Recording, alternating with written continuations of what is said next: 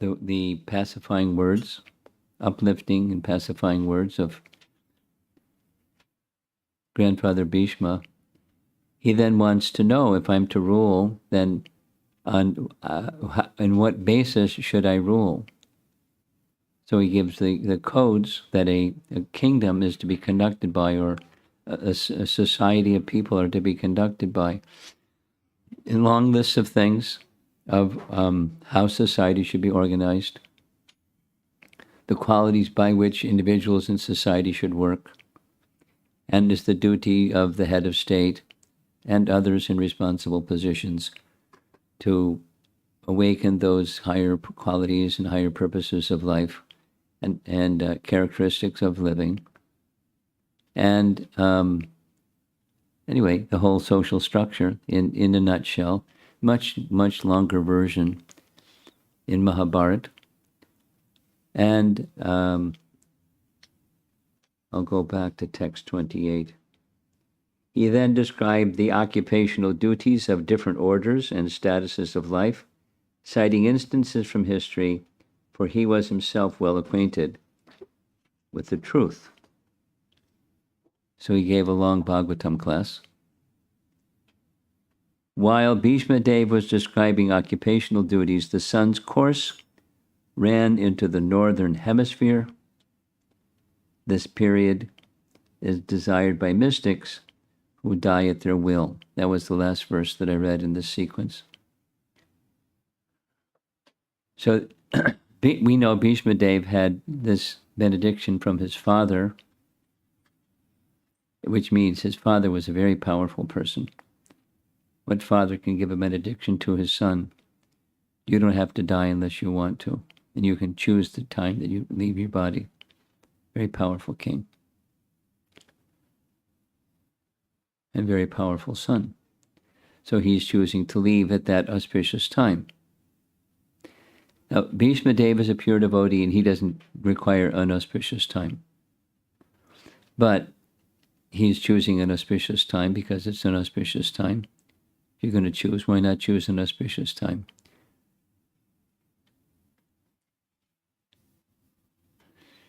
Our founder, Acharya Srila Prabhupada, it's not that he didn't know about calculating the value of calculating auspicious timings, but he did things on a transcendental platform in part because he had short duration to remain, and his main emphasis was not teaching us astrology and all of those other calculations, but dependence upon Krishna.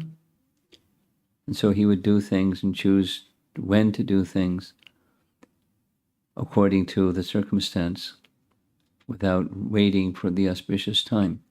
Similarly, Grandfather Bhishma could have left at any time, and it was transcendental. But he's setting an example here. So when the sun, the Sanskrit, Uttarayana, the period when the sun runs on the northern horizon, or when the sun ran into the northern hemisphere.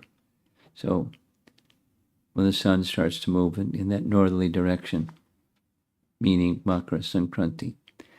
So that's when he was ready to depart.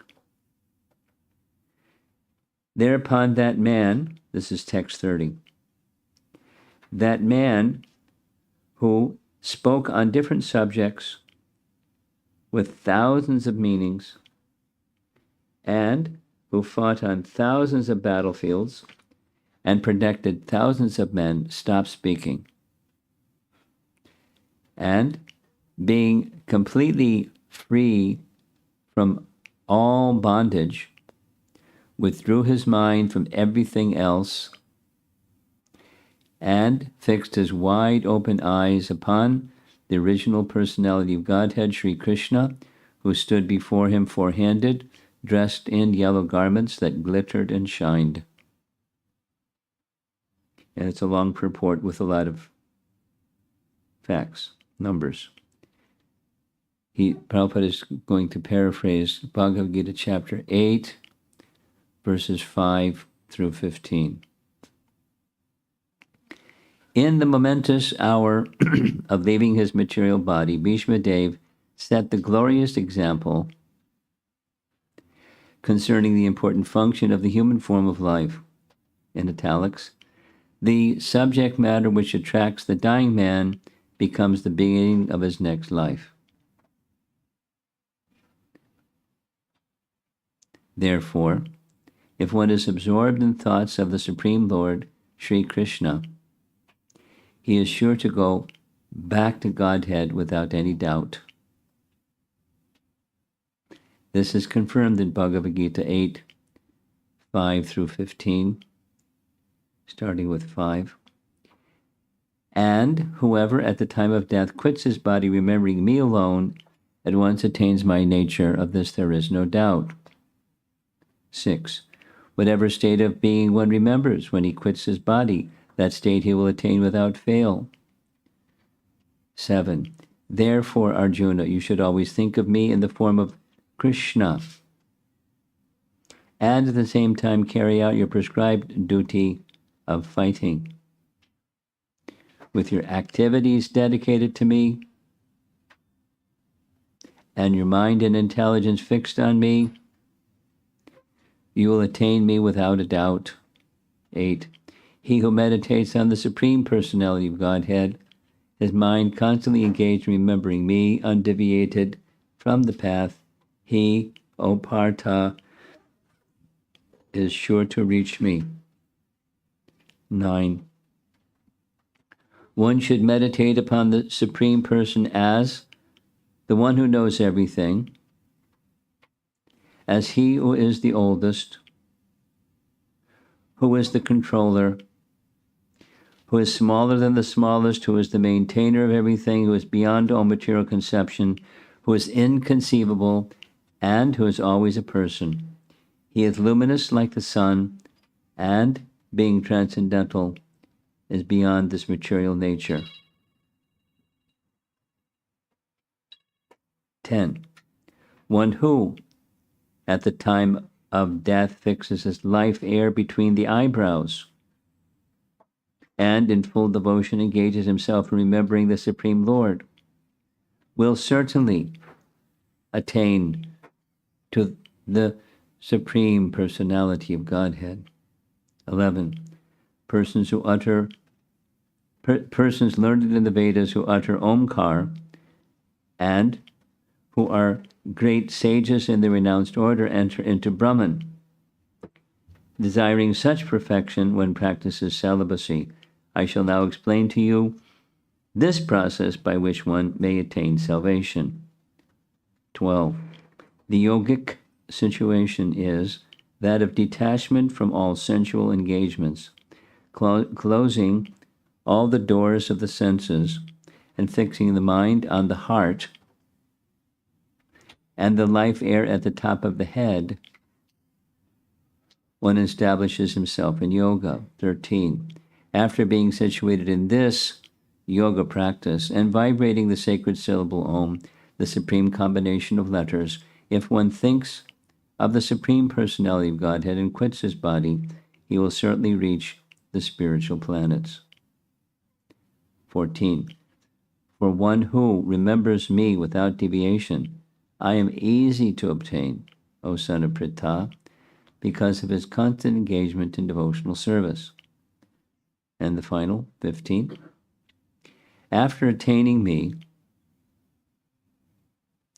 the great souls who are yogis in devotion never return to this temporary world, which is full of miseries, because they have attained the highest perfection. In the final paragraph, Sri Bhisma Deva attained the perfection of quitting his body at will, and was fortunate enough to have Lord Krishna, the object of his attention, personally present at the time of death. He therefore fixed his open eyes upon him. He wanted to see Sri Krishna for a long time. out of his spontaneous love for him. Because he was a pure devotee, he had very little to do with the detailed performance of yogic principles. Simply, bhakti yoga is enough to bring about perfection. Therefore, the ardent desire of Bhisma Dev was to see the person, in italics, of Lord Krishna, the most lovable object. And by the grace of the Lord, Sri Bhisma Dev had this opportunity at the last stage of his breathing. Now there's some prior verses where Bhisma Dev states almost the same thing, the great fortune that he had and the supreme kindness that Krishna had by coming before him at this final stage of his life. Bhisma Dev, in many cases, throughout his life, was serving Krishna in separation. Well, many devotees during Krishna's pastimes were serving Krishna in separation. Because how often there are circumstances, but not so many, where he was in Krishna's presence serving Krishna, but he was always in Krishna's service, absorbed in the thought of Krishna, and his rasa, we find from scripture, is dasya. Although he's very elderly and etc., one of the great Mahajans, vastly learned, powerful warrior, etc., etc., etc., his mood was dasya rasa, and he was naturally always thinking of Krishna. Again, serving in separation. So he was feeling himself most fortunate. And it's compared often to the passing of Haridas Thakur, where Haridas Thakur also departed his body at will. The circumstances were certainly different. Haridas Thakur's purpose was, intuitively he knew that Lord Chaitanya was going to depart. And he didn't want to experience that. He didn't want to participate in that pastime. He wanted to depart before Lord Chaitanya departed. He didn't want to have those feelings of loss of Lord Chaitanya. He was so attached to Lord Chaitanya. So he wanted to depart before him. And the indication was given, because you please Krishna, surely Krishna will fulfill your desire. So the very next day was when Haridas Thakur departed. And similar, Lord Chaitanya holding him in his arms, Haridas Thakur staring in the eyes of Lord Chaitanya staring in the eyes of Haridas, like a father and a child, or lover and beloved, or, just completely in trance. And with rousing kirtan, he left his body. So the circumstance is different, but the principles are somewhat similar. He wants to fix his mind. And one can fix one's mind without having the Lord before one. But it's what good fortune, because the Lord and the thought of the Lord are non-different, and the thought of the form of the Lord and the form of the Lord are non-different. But here he is, coming before Grandfather Bhisma, knowing what Grandfather Bhisma intends to do, knowing that because he's the omniscient Supreme Lord, knowing Bhisma Dev's desire to see him. So along with him comes the Pandavas, because much like Duryodhana had said, he wasn't very enthusiastic to kill the Pandavas. although he was the general in charge of the army against the Pandavas. But he actually wanted the Pandavas to be victorious. He knew that Duryodhana was a rascal. But on some pretext, which is quite unreasonable, but a dharmic principle that he put above paradharma. He followed a dharmic principle that he fought against them. So that, I mean, this is a long story, but so that he could give satisfaction to Krishna in chivalrous rasa. You're familiar with this? The primary rasas and secondary rasas, that much you know. There's 5 primary rasas. You're familiar? Shanta, neutrality. Dasya, servitorship. Sakya, friendship. Vatsalya, parental affection. Madhurya, conjugal. 5. Shanta, Dasya, Sakya, Vatsalya, Madhurya. 5 primary, this is Rupa Goswami. 5 primary, and then 7 secondary. What's a secondary rasa? Secondary rasa is an enhancement of the primary rasa, or rasas. So, one of those secondary rasas that the Lord experiences and the devotees of the Lord experience in relation to their service to him is chivalry, one of them. So it was a chivalry rasa that Grandfather Bhisma was giving to Krishna. And Grandfather Bhisma was also experiencing in his relationship with Krishna. So the chivalry is you take the opposite side and you have some tussle, combat. Well, wrestlers, when they wrestle, that's chivalry rasa. Right? Yeah. So Grandfather Bhisma took the opposite side so that he could be in opposition to Krishna. But he knew, Grandfather Bhisma knew, that Krishna would protect his devotee as a principle that's more important to him than another principle, which Krishna observes and Kshatriyas observe and people of virtue observe. And that principle is they keep their word. You give your word, you keep your word. You're true to your word. You know, Kshatriyas especially, but Brahmanas and Kshatriyas, you give your word, you keep your word. Krishna placed something above that. What's that something? Bhakta Vatsala. You know the meaning? He's affectionate to his devotee. It's a long narration, but make it really short because it's a long narration.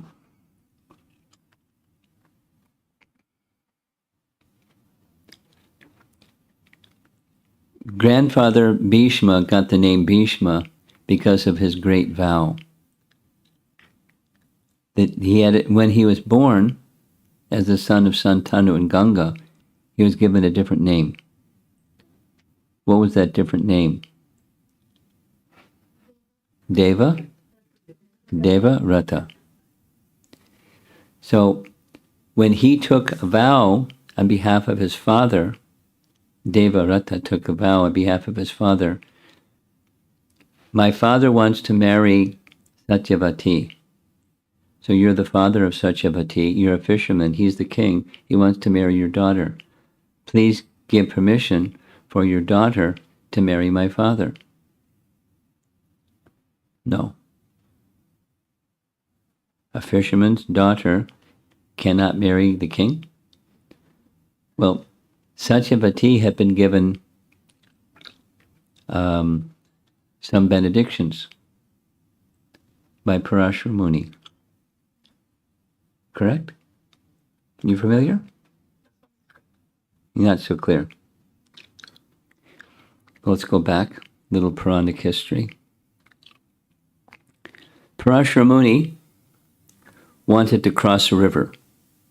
So he enlisted a boat to have him cross the river. And the person who was plying the boat was Satyavati.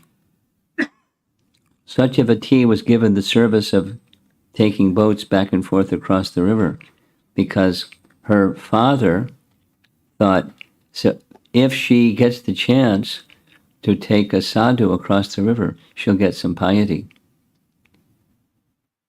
So Parashara was being taken across the river by Satyavati. And as he was taking Parashara, as she was taking Parashara across the sea, he did some astrological calculations, and he determined this very moment is the time when an incarnation of the Supreme Lord will appear. So he made a proposal to Satyavati. Can you be the mother and I'll be the father of that incarnation of the Supreme Lord? And she said, we're not married. That's okay. An arrangement can be made that you can be pregnant without losing your virginity. Well, what would it look like if I'm walking around pregnant for 9 months? And no problem. The child will be born right away. Right away. Like right away. Well, how's this going to happen? Because, we're in the middle of the river and everyone's going to see. No problem.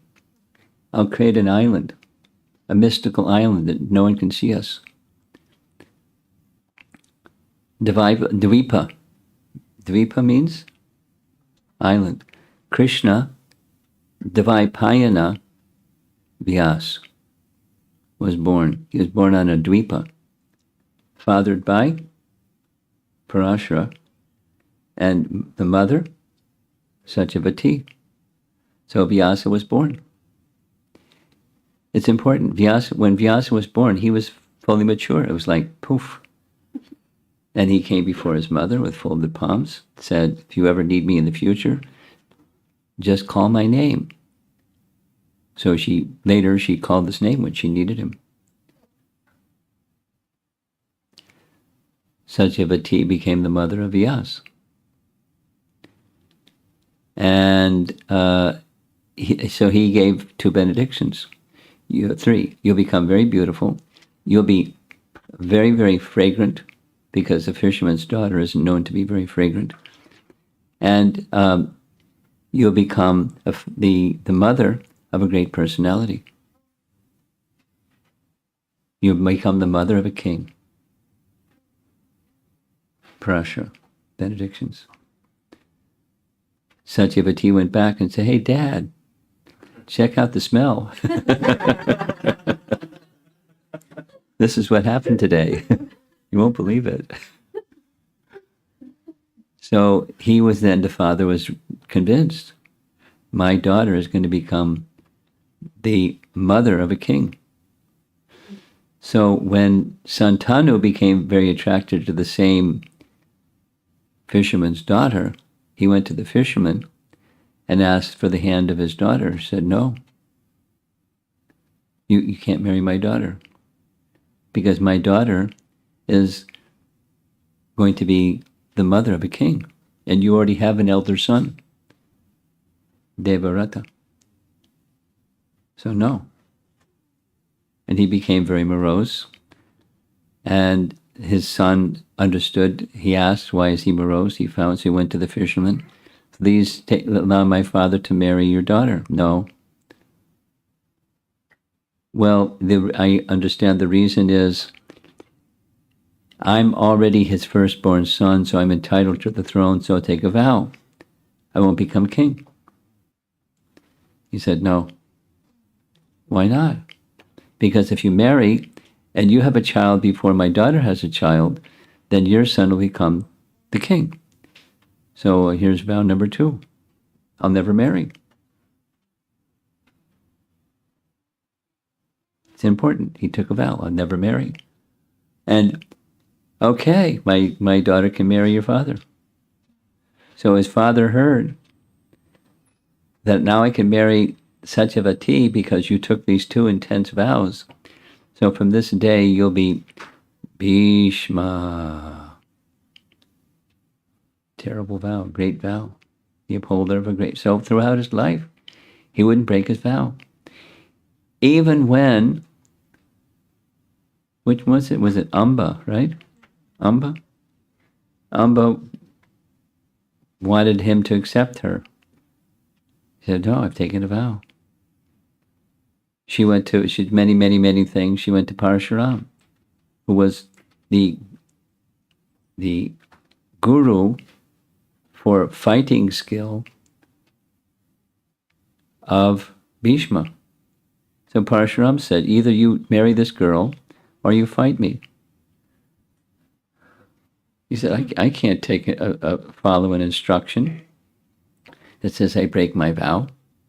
So let's fight. You know the story? Yes. You're just coming back a little bit. So they fought for 18 days, something like that. And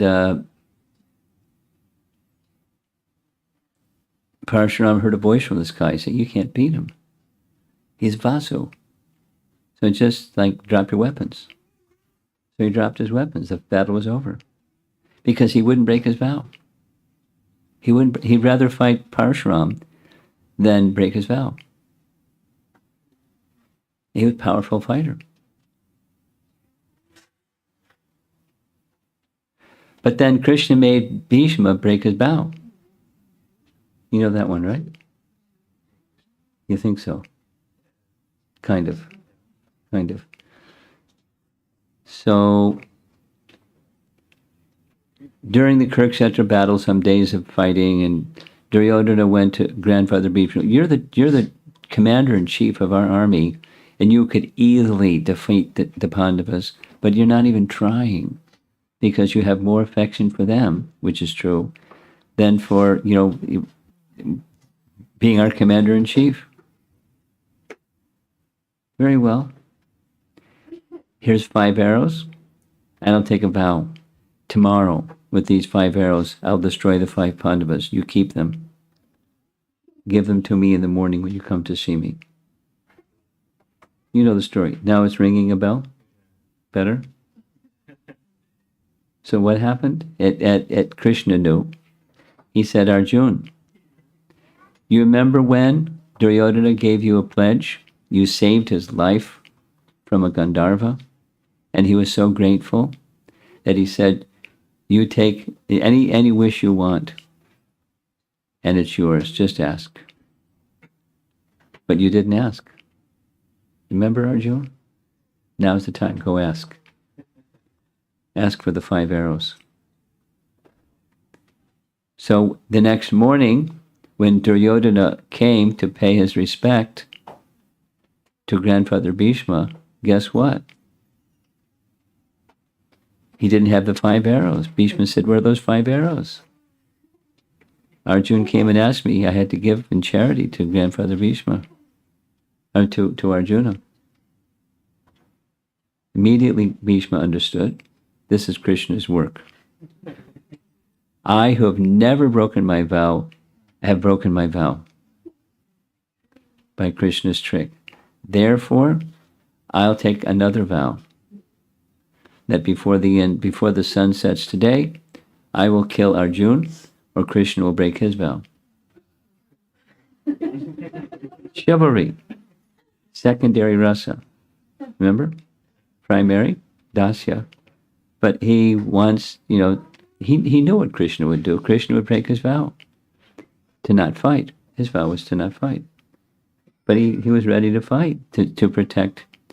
So, that was, there's other parts to the secondary rasa of chivalry of grandfather Bhisma. There's many, many layers of so many things.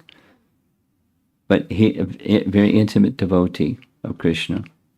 So as mentioned, he didn't, as Prabhupada is saying here, he didn't need to do any, mystic yoga process, etc., etc. He knew how to do it. He didn't need to do it, but he did it.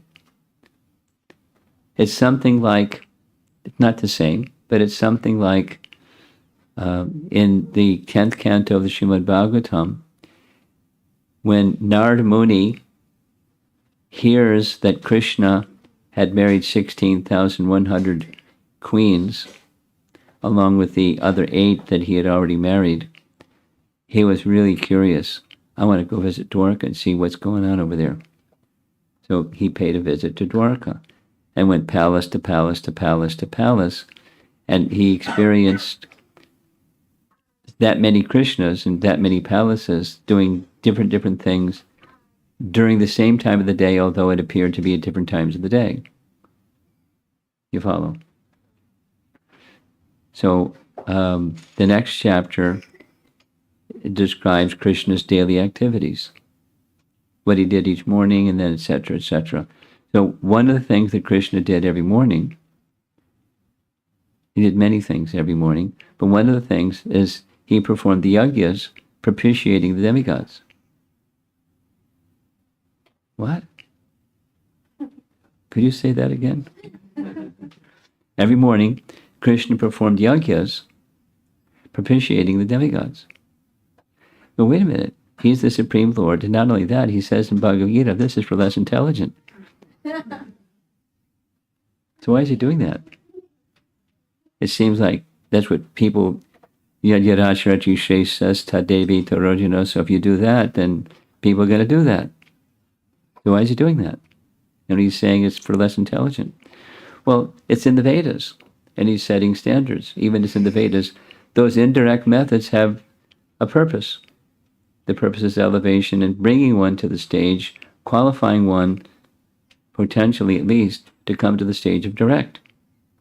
That's the purpose of the indirect. It's abundantly described in the Bhagavatam. Indirect is meant to bring one to direct. That's the purpose. So he did it. And not the same, but in a similar way. Bhisma Dev doesn't need to do mystic yoga, but he did it. Because that is a process, all these verses from the 8th chapter of Bhagavad Gita, it's how yogis can achieve the supreme. Now there's the direct, and then there's this less than direct. But the less than direct is also, ultimately requires full dedication to the personality of Godhead, but the approach may be different.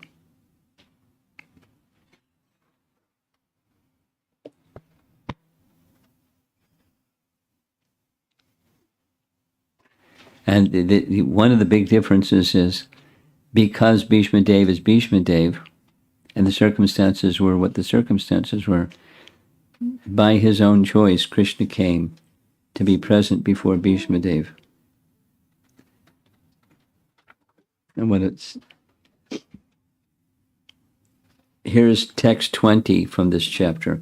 O King, Bhisma Dev speaking to Yudhisthira, that personality whom, out of ignorance only, you thought to be your maternal cousin, your very dear friend, well-wisher, counselor, messenger, benefactor, etc., is that very personality of Godhead, Sri Krishna.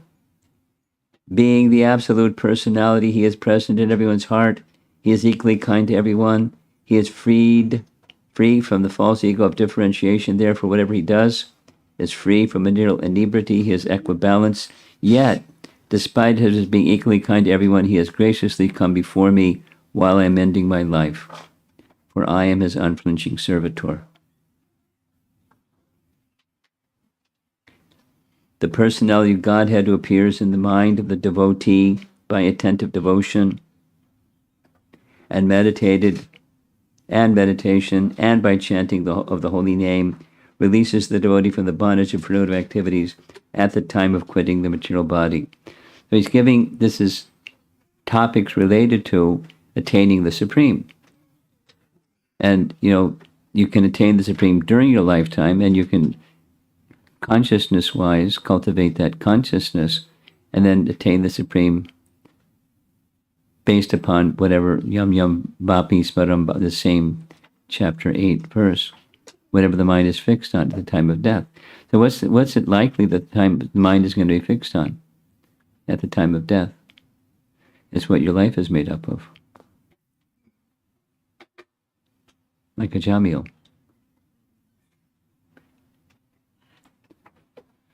I've told this story a few times. I'll tell it again. Some years ago, one of my engagements was distributing books. And one of the places that we went for distributing books was JFK. And when we went to JFK, it was not legal, but we snuck around anyways.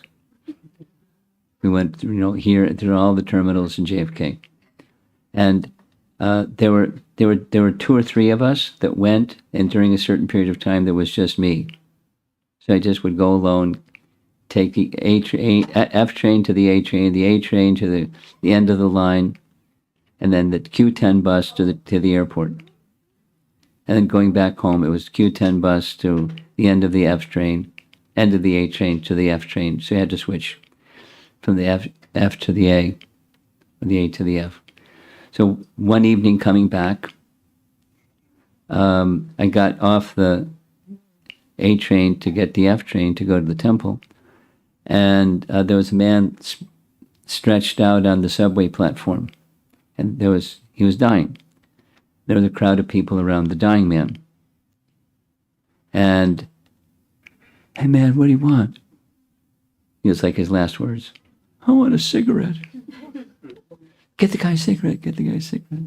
So they lit a cigarette. He couldn't even hold his hand to his mouth, so they had to put the hand to his mouth, light the cigarette. "What else do you want?" "I want Susie." There he went away.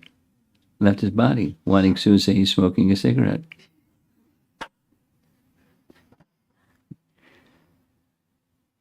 Yam yam vapi smaran bhavam. So what one is attached to, based upon what one is absorbed in during this lifetime, that's very likely where the mind is going to go at the time of death.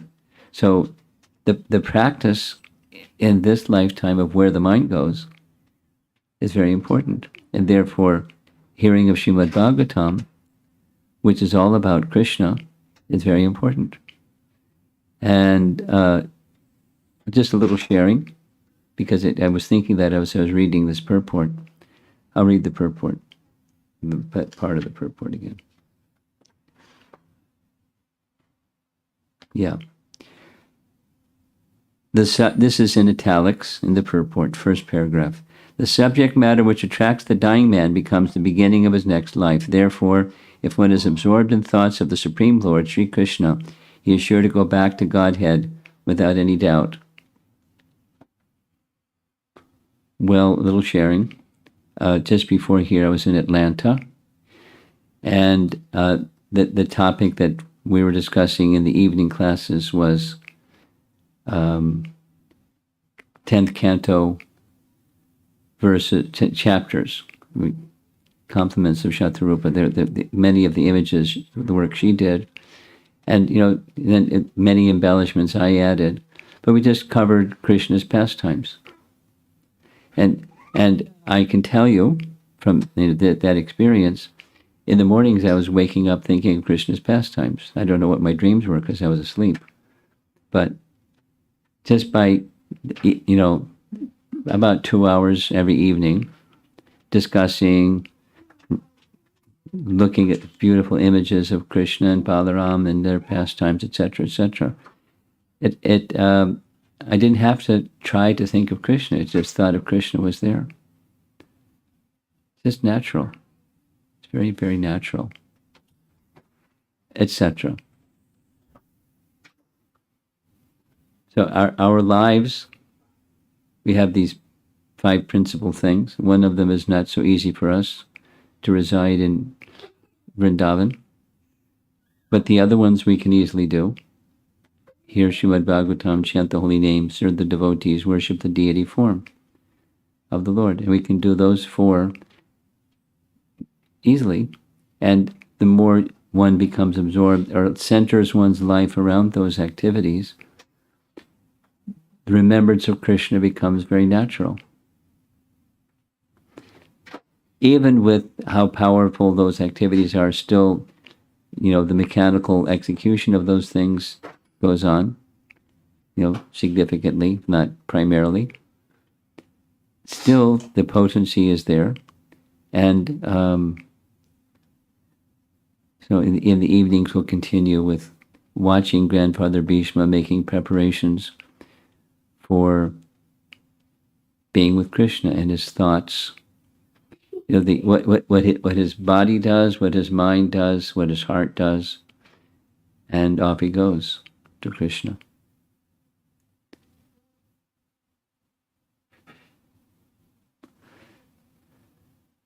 Okay, let's see if there's some discussion.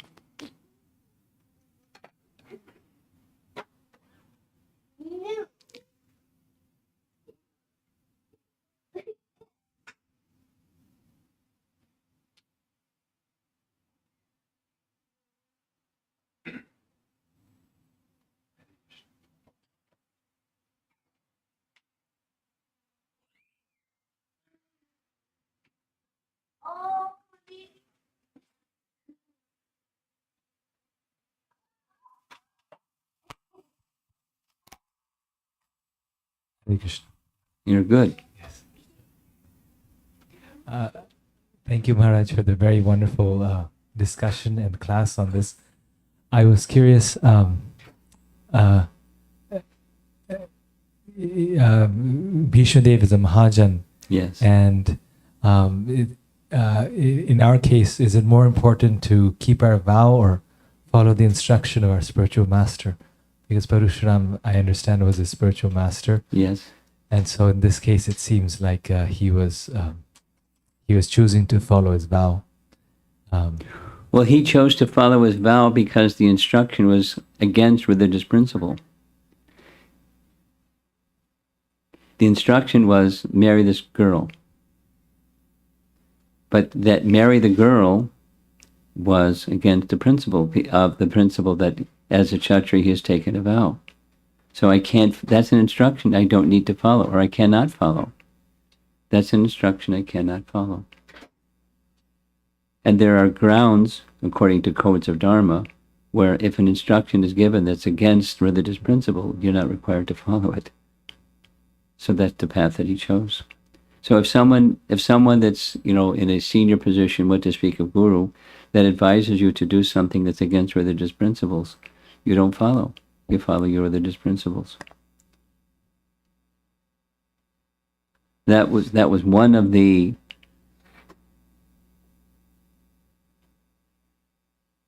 lessons in that whole exchange. We're not obliged to follow something that's against religious principles or against religious principles. And for a Kshatriya to uphold this vow is a religious principle. It's a principle to live by. That's my understanding. So if you're a spiritual master, if let's say something unlikely, but supposing if you've taken a vow to chant 16 rounds and your spiritual master says, I hereby give you authorization that today is Rath Yatra and you just do Rath Yatra. So that's another instruction. So you set that one, you follow that instruction. Although, wait a minute, I took a vow that said I'll chant 16, now that's not a very good example. There must be a better example. But if an instruction is given, then that becomes another principle to follow.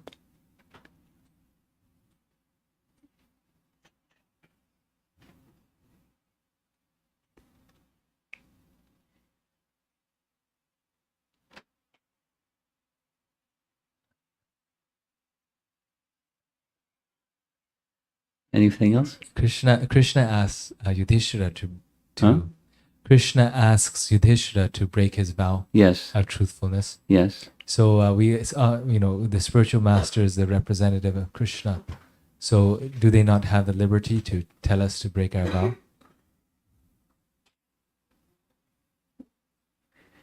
He has the liberty. Whether he'll exercise that or not is another thing. In that case, Krishna wanted to give another lesson. So Krishna, yeah.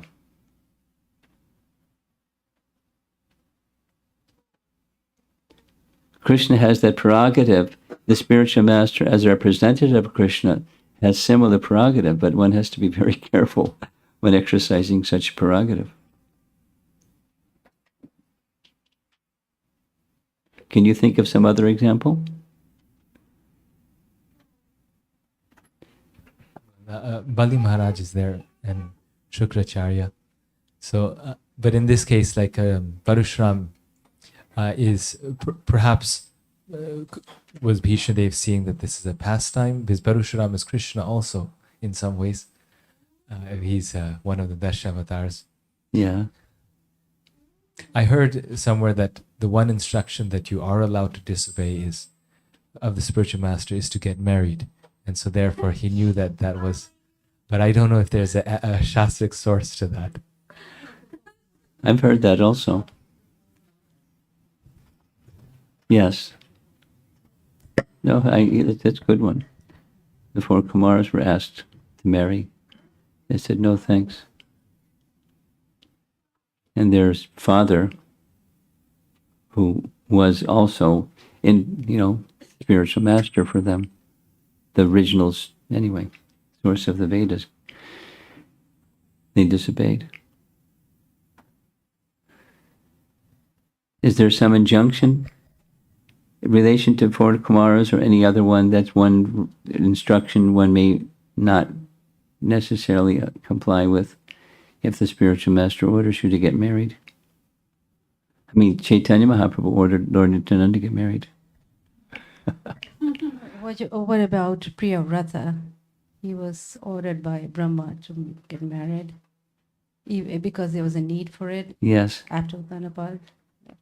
Well, he got up. He agreed reluctantly, and his reservation was along the lines of, if I agree to become king, then I'll have to have a queen, and if I have to have a queen, then I'll have children, and if I have a queen and children and the wealth of a king, I'll become attached, and I'll forget my spiritual practices, or I'll forget the higher purpose that my whole life has been pursuing. And the promise was yes, but then that will pass in the course of time, and you'll restore your pure consciousness, which is what happened.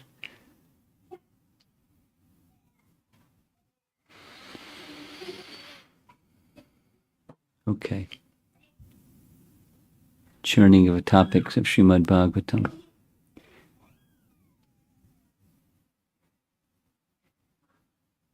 At least for sure, in this particular situation, Grandfather Bhishma held the principle of keeping his vow above the principle of marrying because Parashuram wanted him to marry.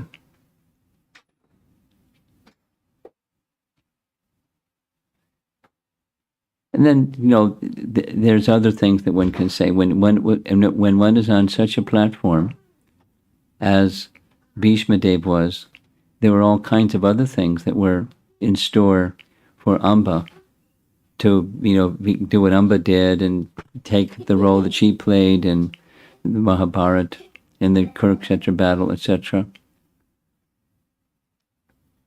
So when one is a pure devotee, then the rule is Yogamaya rules and dictates what one does and doesn't do, and remembers and doesn't remember, and so forth.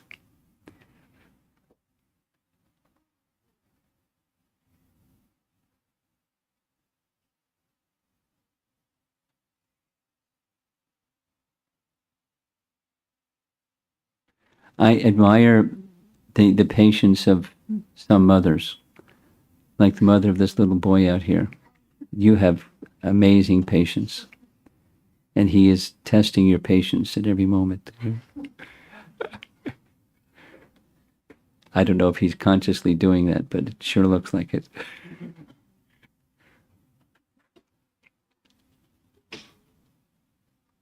Okay. Anyone else?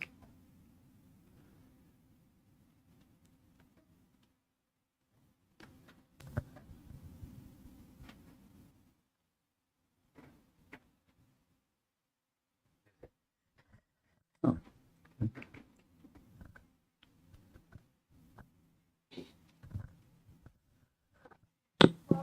Hare Krishna Guru Maharaj. In this verse, we see that Bhishma Dev was seeing Lord's form, four-handed form. Yes. Was he the only one who was able to see the form because he desired so? Or was it visible to everyone present there? I'm not sure what your question is. Is your question, were others seeing a two-handed form and he only was Yes. seeing a four-handed form? That's Yes, what your question yes. is? I think we'd have to do a little polling and survey and find out. In principle, Krishna reveals a form corresponding to one's devotion. And that certainly was the mood of Grandfather Bhishma. But we don't, for example, we don't see when Krishna's raising the chariot wheel of Arjuna, it wasn't with four arms.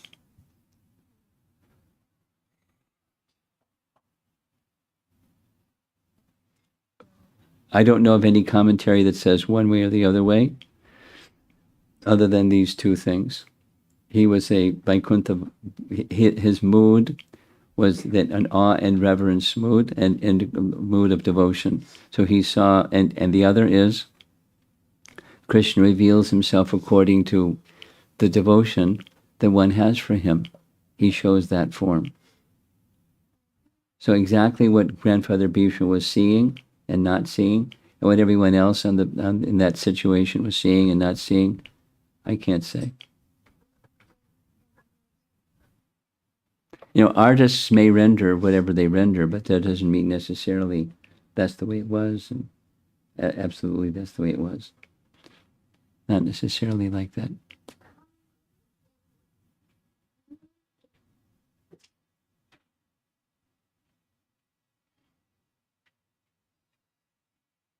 Okay. Question from Sri Radhika Mataji. I understand that Bhishma Dev is a Vasu. So, is grandfather Bhishma an eternal associate of the Lord who has counterpart in Lord Chaitanya's Leela?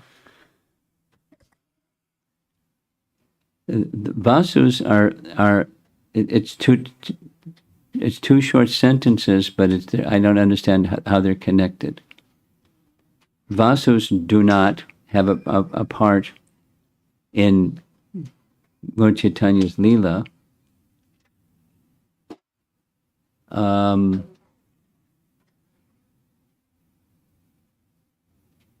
Something came up yesterday. I think it was yesterday. Something came up yesterday about Samba in Krishna's pastimes. The personalities, a number of Krishna's associates, this isn't addressing her question, a number of Krishna's associates were demigods previously. For example, Samba was Kartikeya, and Uddhava was a Vasu. Now that doesn't answer her question. Her question is, was Grandfather Bhishma also present in Gaura Leela? That's her question. And it's disconnected. I don't see the connection with it because he was a Vasu. And I'd have to look it up to see if any of Lord Chaitanya's associates were Bhishma Dev. Does anybody here know? My computer will know. Has a good memory. but I'll report to you privately. You know, when I get back, I'll look that up. Gorgo Nadesh Dipika. You can look. Something else? Okay. Yes? Hare Krishna Guru Maharaj. Somewhere I heard that when Bhishma left his body, he didn't go to Vaikuntha, he went to heaven. Is that true? I'm not well read in Mahabharata by any means. And what it says in Mahabharata, I don't know because I'm not well read in Mahabharata. But what the Bhagavatam says is he's went back to Godhead. He's with Krishna. He's a pure devotee with Krishna. Now, in a different but similar manner, the Pandavas had to see hell and then went to heaven. The detail is Indra showed them a pseudo hell and then heaven. But, you know, they went back to Godhead. The Bhagavatam says they went back to Godhead in their self-same bodies.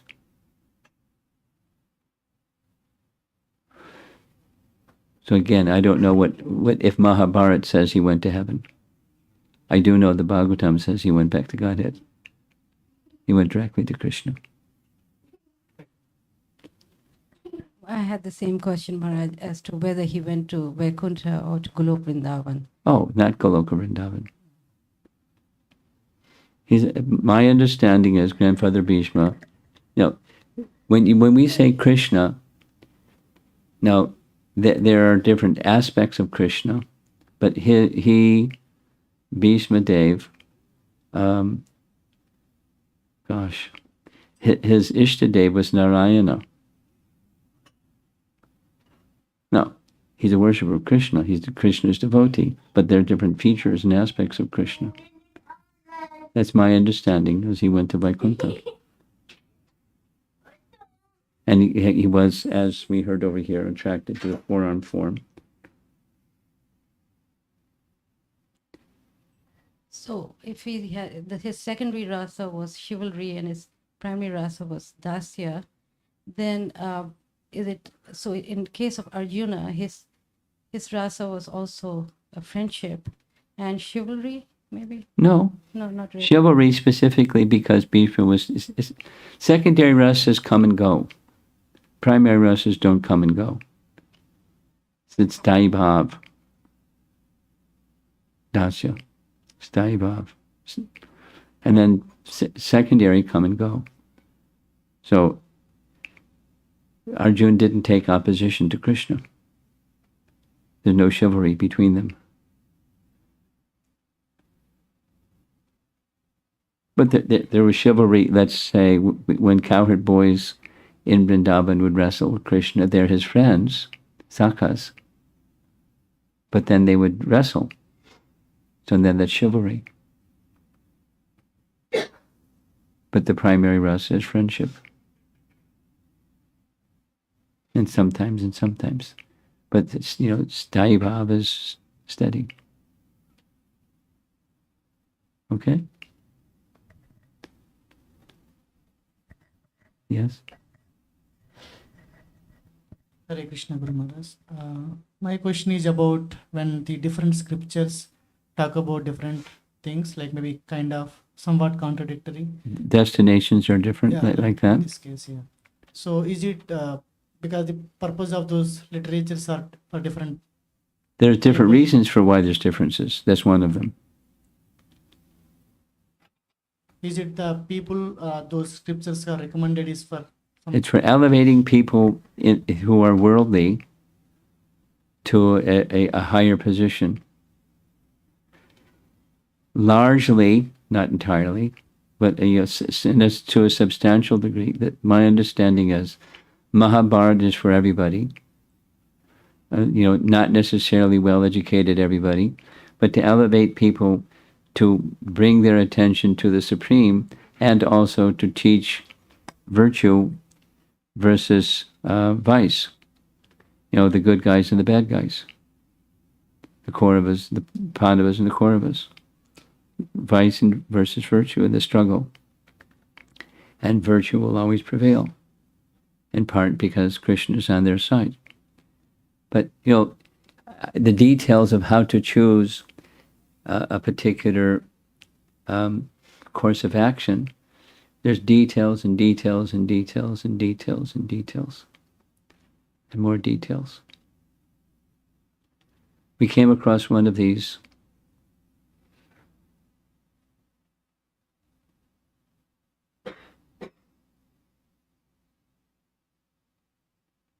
trying to recall.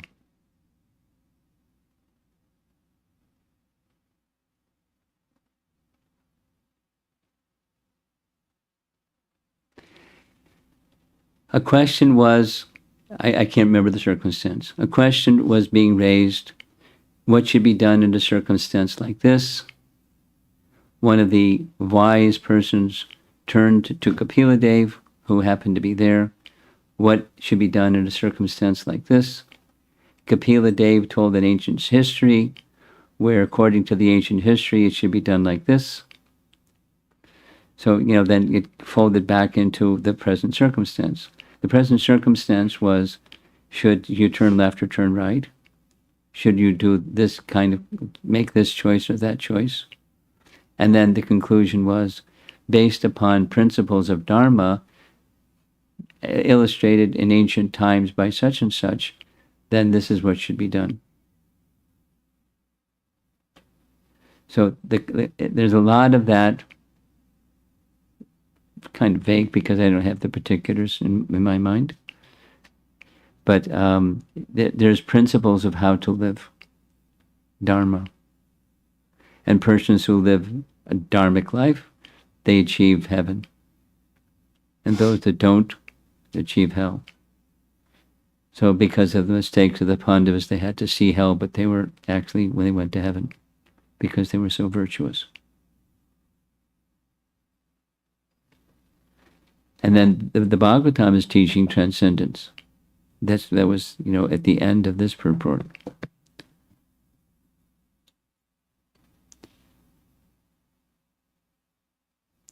Sri Bhisma Dev attained the perfection of quitting his body at will and was fortunate enough to have Lord Krishna, the object of attention, personally present. He therefore fixed,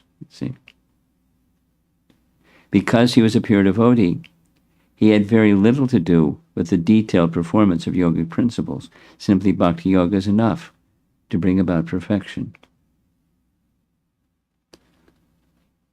So that's the Bhagavatam's teaching. Bhagavat Dharma is above above Varnashram Dharma. The do's and the don'ts of this occupation, this ashram, that ashram. Bhagavat Dharma is above. It doesn't mean Bhagavat Dharma ignores Varnashram, but it's the principle elevates Varnashram to its perfection. Anyway, so the answer to your question, yes, there's different lessons to be taught, primarily, not exclusively, but primarily, live by Dharma and avoid adharma. And then in the centerpiece is Bhagavad Gita. Sarva dharmam parityaja mamekam sharanam vraja. So not everyone gets that. They get the Dharma part. So they're encouraged to live their lives by Dharma, by becoming familiar with Mahabharata, and make decisions that are dharmic in the choices one makes in life. So there's some contradictions because of a different emphasis. There's other reasons where there's something says this over here and something says that over there.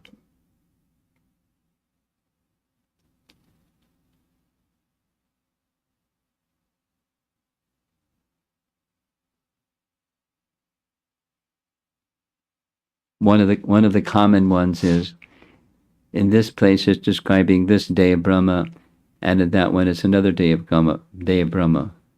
So Kalpa Veda. Differences sometimes come down to that.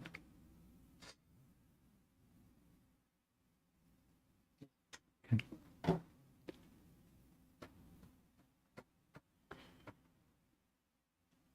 You're playing your drum on your knee. Anything? You want to add anything here? Okay, go ahead.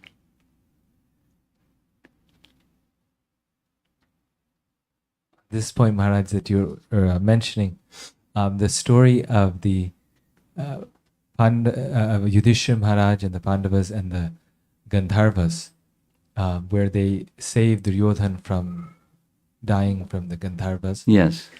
That's a pastime that's just never made sense to me. Like, how do we understand that either from the dharmic point of view or even from the spiritual point of view? This pastime is happening after Draupadi's insult, and then Duryodhana insults the wife of a Gandharva, tries to molest her, and they're taking their fair revenge. And Yudhishthira says, "No, go and protect him," when clearly Duryodhana deserves to die. It just seems like a more like a brotherly scratch your back situation, and rather than a dharma situation. Or is it just yogamaya, like you were mentioning? They knew something is coming. It can be a third choice besides those two. It could be the forgiving and compassionate Yudhishthira. Yes, Duryodhana is diabolical person. But at the same time, I have compassion for him, even he's a diabolical person.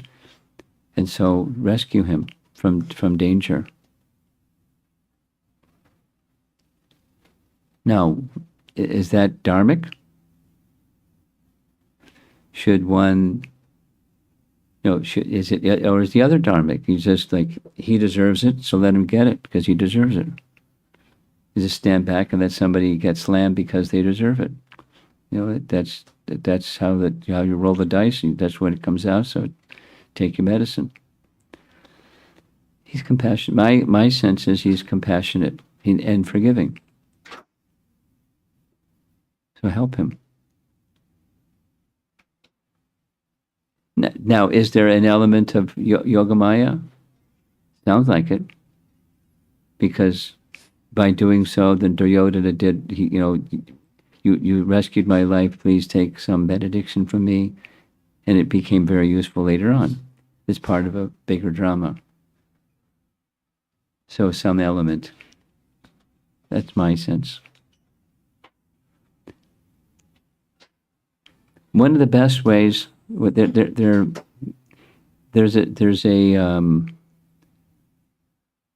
I asked a devotee who's Bengali speaking to translate from Bengali Bhaktisiddhanta's essays on different passages from Mahabharata, where he explains them. Now, one of them that is well known, the one that's well known, is the Ekalavya story. And he explains, in very eloquent Bhaktisiddhanta style, what that story, how is it misunderstood, how is it to be properly understood. But there are many other Mahabharata narrations that he explains.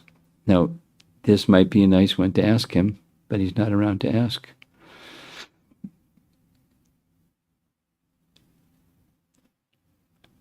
So then we're left to, to the best of our capacity.